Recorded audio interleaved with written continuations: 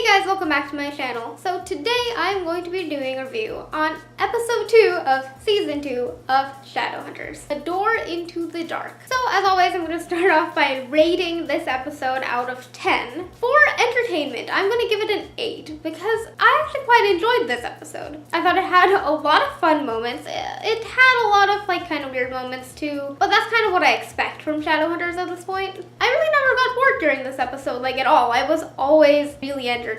And I'm gonna give the plot about a 4. It wasn't great, but it was better than last episode. There were so many plot holes, but it did have its moments. So now I'm gonna start the spoiler discussion section, so if you would like to go watch episode 2 of season 2 of Shadowhunters, then go do that, and then come back and have a discussion with me. So last episode left off with Jocelyn trying to kill Jace for some reason, and Patrick was drumming for some reason, and Pete was there for some reason. Name that reference. So obviously we find out that Jocelyn shot Valentine.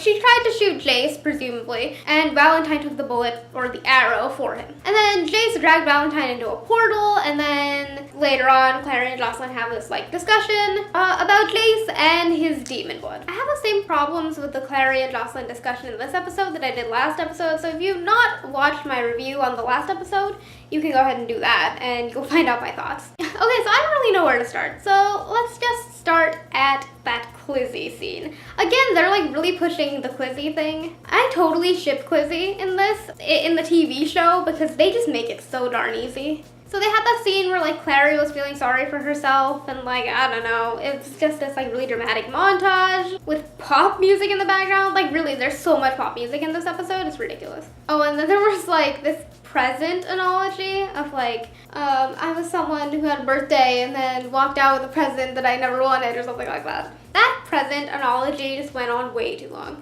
I find the Izzy and Clary relationship kind of weird. It's great, women being friends with women or whatever, that's great and all that, but it's so far out of Izzy's character from the books. Izzy always had a problem with befriending girls because of jealousy or whatever, but in this she's all for being friends with Clary, and that's that. But I am very happy that they have some sort of character development. Finally, Clary is kind of questioning her role in the Shadowhunters, and she's questioning the entire Shadow world, and she's finally angry at her mom, which I like that. I'm glad Clary is finally questioning this new life. A lot of stuff happened with Simon this episode, which I really like. Simon is my favorite character in the TV show, and one of my favorite characters in the books too. You can't not love Simon. I absolutely loved that Sapphire scene. Again, they make it so easy to ship Sapphire in the TV show. And then there was more Encanto in this episode, and I think he got it to work, which is just fantastic. Good for him.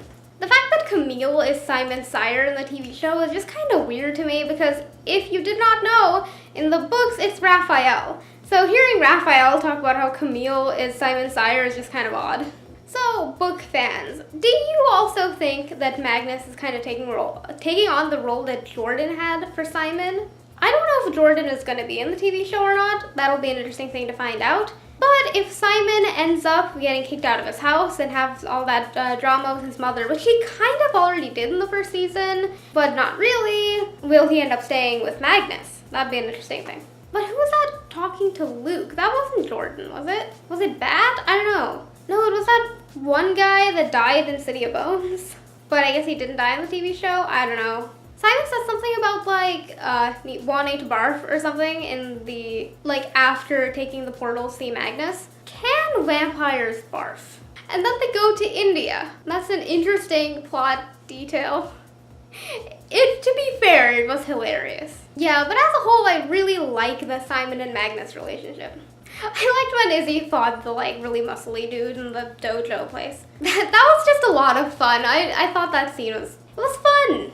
But one thing I didn't get is when Valentine's henchman guy comes there, just before they're about to question the guy, Izzy changes back into herself after of course being that shape-changing rune and turning into the muscle dude. Why did she bother changing back into herself? I don't know, I didn't get that, but I guess it was just for plot purposes so we could figure out that was Izzy, but I think logically that didn't make sense. And then the henchman guy killed himself. Obviously, it's because he didn't want Alec and Izzy to be able to get any information on Valentine's whereabouts out of him. But it really kind of reminded me of like when the wards were tested by that guy's face in the last episode. Again, well, go watch my other review to find out all about that. So yeah, the guy killing himself, all the blood and everything was just like so Shadowhunters movie, or the Mortal Instruments movie or whatever, of just like unnecessary horror movie scenes. So Alec has become really infuriating, which is true to his character in the books, because he is that type of person, like the infuriating type,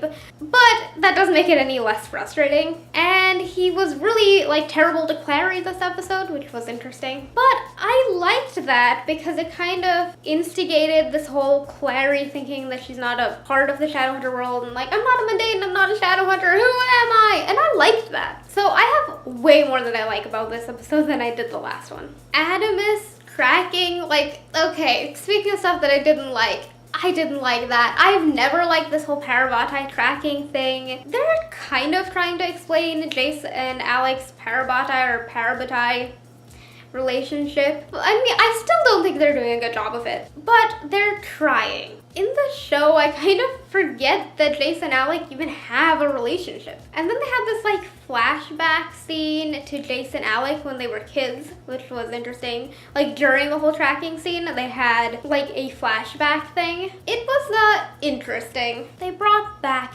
Dot. Dot was one of the things that I hated the most in season 1. I despised Dot. Because look, Madame Dorothea is the character that Dot replaced. And Madame Dorothea is this like old lady. That's not what she is in the TV show. She had those like horror movie wanes, and like suddenly she's back from the dead. I don't know, I don't like this. I really hope she's not going to be here for the rest of the episodes in this season or like any other episode ever. I was so happy when she died. And then she was like, Valentine is misunderstood. I don't think so. And why does Clary trust Dot so much? Like, fine, your friend came back from the dead, but if you see all those wanes and all that, I wouldn't trust her. You know she was captured by Valentine. You know Valentine does experiments on people. Like, does Clary not have a brain? Speaking of random characters, this entire episode, I was wondering if that white-haired wolf was Maya. She's not, evidently, but I seriously thought she was for a long time, especially when she was captured and brought onto Valentine's boat. I'm like, oh, this is the point where this thing happens, and yeah, I guess she's not Maya, so the thing didn't happen. Where the Simon-related thing happens, that happened in City of Ashes. Okay, so let's talk some more about Victor Aldertree. So I thought that he would play a similar role that he did in terms of Simon in the books. I thought his relationship with Simon would be the same, especially when he was called in to be questioned by Aldertree. But the stuff that Aldertree was talking about to Simon was totally not what he talks about to Simon in the books.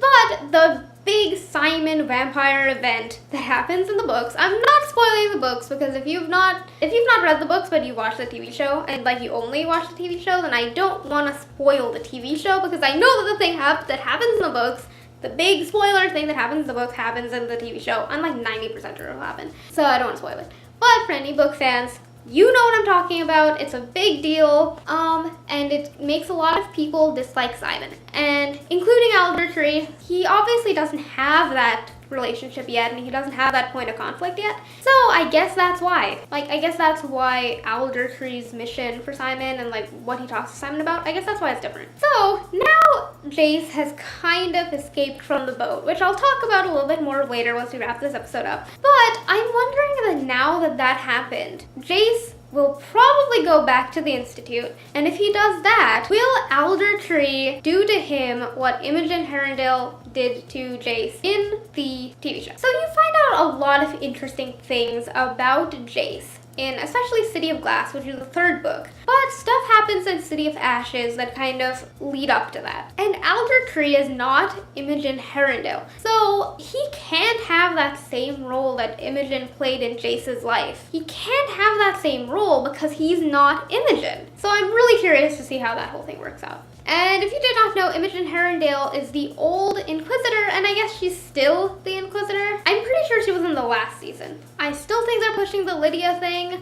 Also, de-runing.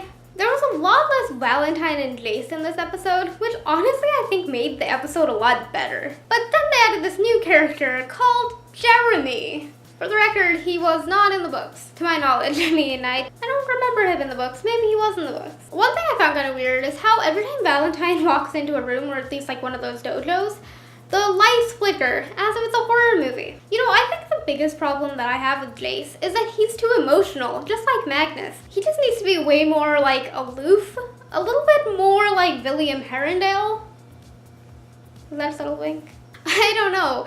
Recently I've gotten into the band Counterfeit, who is, the lead singer of Counterfeit is the guy who played Jace in the movies, or just the one movie. And like, the more I watch that, the more I get into them, the more I miss Jace in the movies, which is kind of odd. And the more I don't like Jace in the TV show. I don't know, I don't like both of the Jaces, but at least one of them makes great music. And they just like threw in a Java Jones reference in there, again, just to appease the book fans. I really did not like that Luke and Jocelyn scene. They had no chemistry at all. Like, Jocelyn was just like so disgustingly in love with Luke, and then Luke was just not having it, which is not how it is in the books. Luke has always been in love with Jocelyn. Then in like the art school scene, even pop music. I really liked when Clary yelled at Jocelyn. Jocelyn completely deserved it. And the end scene. The big problem I had is, again, Jace would not kill a wolf without proof of her having killed anybody. He might be Valentine's son, he might have demon blood in him, but he still has morals. And he still has his own personality. I don't know why all of that got thrown out the window. Despite his apparent loyalty to Valentine, and despite his demon blood or whatever, he still didn't hesitate at all when Clary told him to run, which is interesting. And then during the big climax of this episode, where Alex starts to have a nosebleed, and then Jace starts to have a nosebleed. What is this, Stranger Things? Yeah, and I don't know if the wolf died at the end. Maybe, maybe not. I guess we'll find out later on. And so yeah, in the next episode we're gonna find out what happens to Jace and Clary after they get off of the ship. The next episode comes out tomorrow for me, but it has totally already come out by the time you're watching this. And yeah, I will soon have an episode 3 review up, and I'll also have a whole bunch of other videos come up.